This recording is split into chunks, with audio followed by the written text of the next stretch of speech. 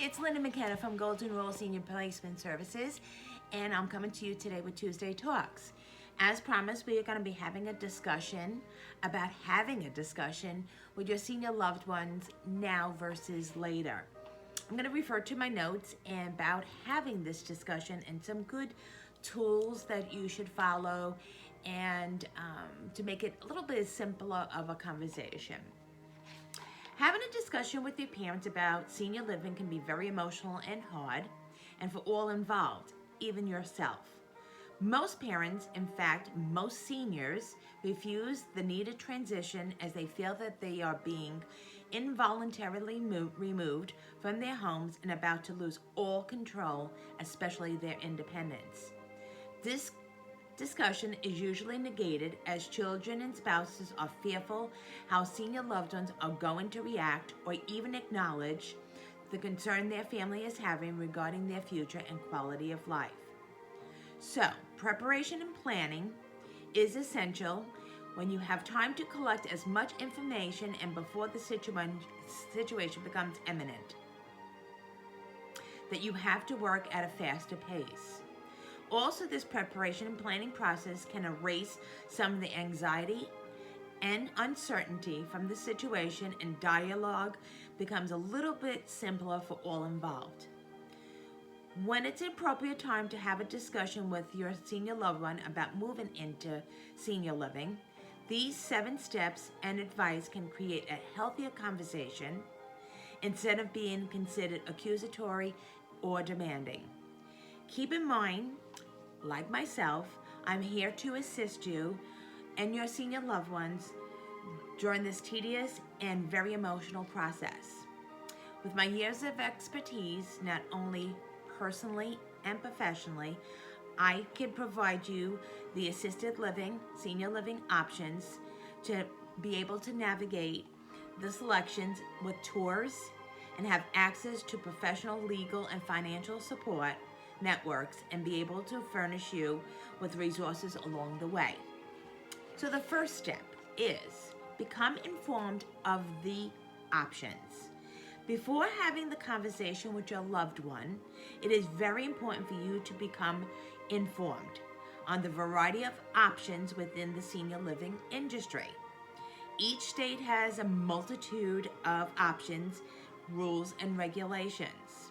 From where your loved one resides currently to where they may desire to eventually relocate to. Monthly costs change over time, so researching average for each type of community is essential. Sustainability and transitioning. First and foremost, you must become aware and educated about your senior loved one's current and future financial situation, along with the options to subsidize the move and ongoing care needs and services. Did they purchase a long-term care insurance? Is your loved one a veteran? Research the eligibility for veterans benefits to assist in paying for long-term care while residing in a senior living community. This information I do provide to you complimentary. I have been working quite a bit of years with seniors, and also, like I said, I'm from a personal nature.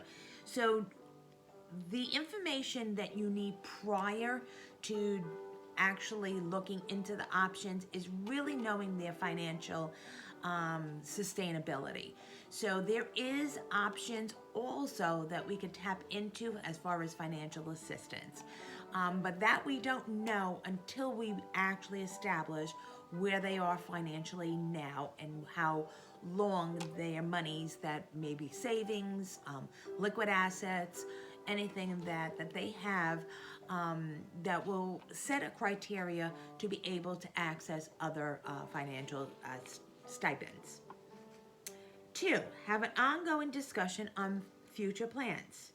Approaching this discussion with your senior loved one are still able to live safely alone gives you the opportunity to discuss the future in a non-suspicious or auspicious, proposed and debatable way in This instant, your senior loved one won't feel threatened that their kids are ganging up on them and that the discussion has to occur right now. Rather, the discussion be considered a process where all the members of the family have thoughts and opinions, can be heard, while nothing is considered an immediate decision. It is advised to have the discussion in a comfortable setting, such as the living room or at a kitchen table. Begin by stating, "We are aware this conversation is hard on you and your independence, but we want to assure you and on you all your wishes for the future. For us to be able to accommodate all that, we need to know exactly what your plans and thoughts for the future. We're not asking you to decide everything today, but we wanted to start having this discussion with you so we can keep what we have discussed today along with other topics to look into so we can keep in mind so we have a better preparedness for the future." So see, what it's saying is that it's non-threatening, it's preparing for the future. And you say, Mom and Dad, really, when you prepared for your future, when you got married, you planned for your first home and to have children and such. This is what we're doing in assisting you for your future, and we want it to be with good quality of life. Number 3, keep your promise in having your loved one involved in decisions.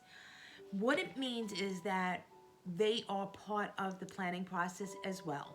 Once you work with me, I'm going to give you the options that is going to tap into their needs.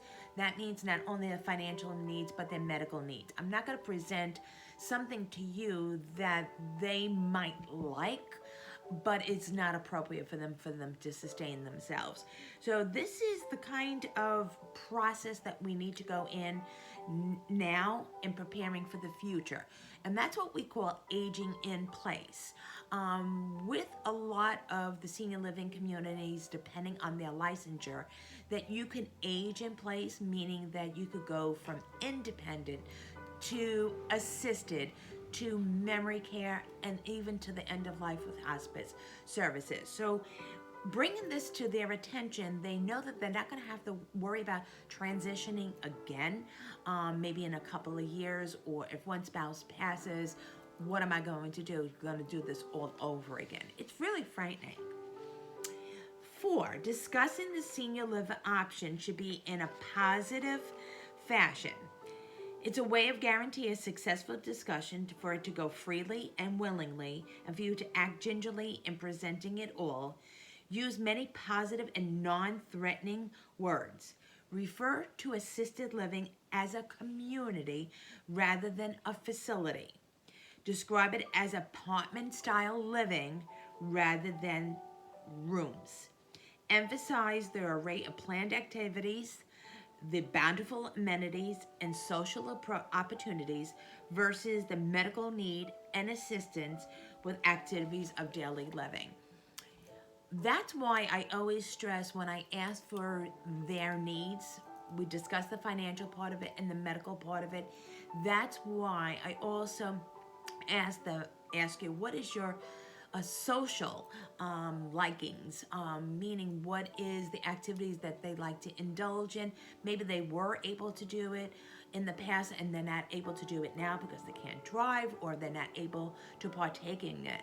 And then also spirituality as well too. So this, if we wrap ourselves around the fact that we want to talk about the social aspect of it, it's really something that will perk their attention, and it's not that it will perceive to them, oh, I'm going to be put away and like in a nursing home situation. So apartment-like setting, and rather than versus room, and instead of facility, it is a community.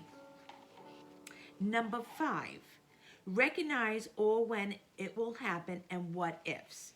So like what we were talking about before, when we plan for our future, there's advanced directives, meaning if I should be ill, I do not want to have a feeding tube. I do not want to have this to sustain my life. Those are advanced directives. So we want to talk about this as well too. What ifs for the future? What if I do have dementia, and what is going to happen? So when you're presented to the fact that this is a senior living community, that you can age in place, and if memory becomes a problematic for you, that you could still stay in the same community. What if Dad dies and I'm alone? What will happen? What occurs with me? Maybe downsizing an apartment versus them having a one bedroom, maybe a studio, to make it more affordable for her to live alone.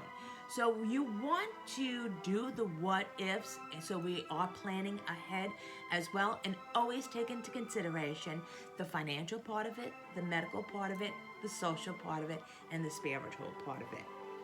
Number 6, appreciate and recognize why seniors decide to stay at home versus moving. Don't make it that it's combative conversation if they want to stay home.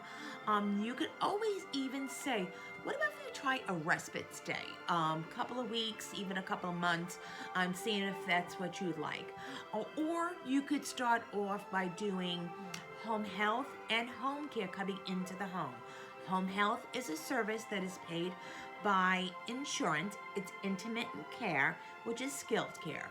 Home care that comes into the home is actually you pay for those services, and those services are what they call custodial, the non-skilled. So that is an aid that will help with some of the ADLs, which is grooming, bathing, helping with dressing, feeding, cooking, housekeeping, errands, and all that. It can be costly, but also remember, by staying home, you're losing the social aspects. That doesn't change because you're still at home and not interacting with others. Number 7, examine the continuum and decline of illness. This should be part of the discussion as well too, especially if there's both seniors, that being mother and father, aunt and uncle, whoever that it may be. Papa has Parkinson's. So when you're talking to grandma or nana, whoever that it may be, is that, Papa's Parkinson is going to be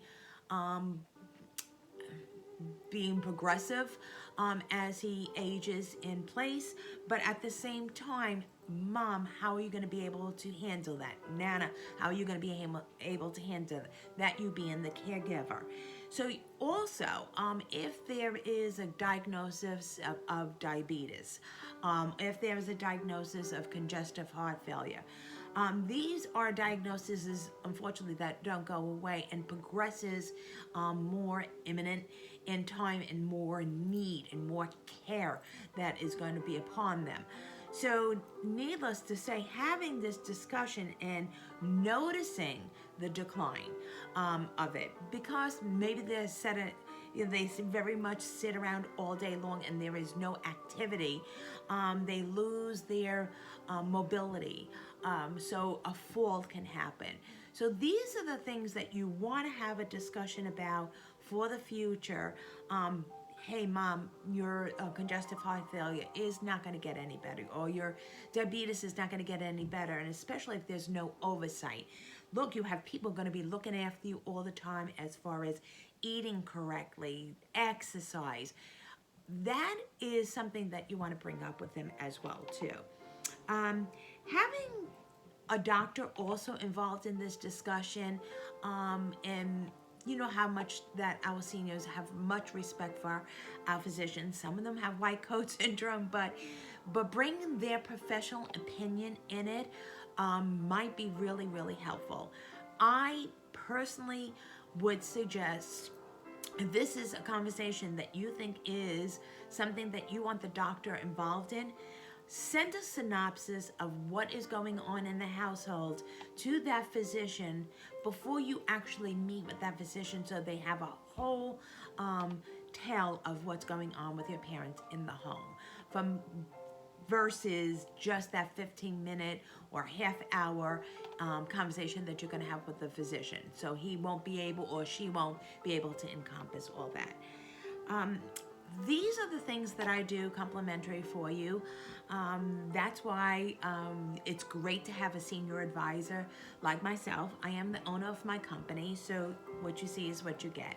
And it's the years of experience that I have worked in home health and hospice that I integrated with Golden Rule Senior Placement Services. So giving me a call and working together might ease that transition, but also might ease that discussion to have. And I'll give you so many more tips that you can look into having with your senior loved one now versus later. As always, go to my website. It's www.goldenruleseniorplacement.com. There you will find my bio, testimonials, various options, resources, these video talks, and much more. I would love to work with you and your senior loved ones, and to provide them a quality of life and also a very positive future. Looking forward to working with you. Have a blessed week. Until next week, thank you for tuning in to Tuesday Talks with Linda McKenna of Golden Rule Senior Placement Services. Bye-bye now.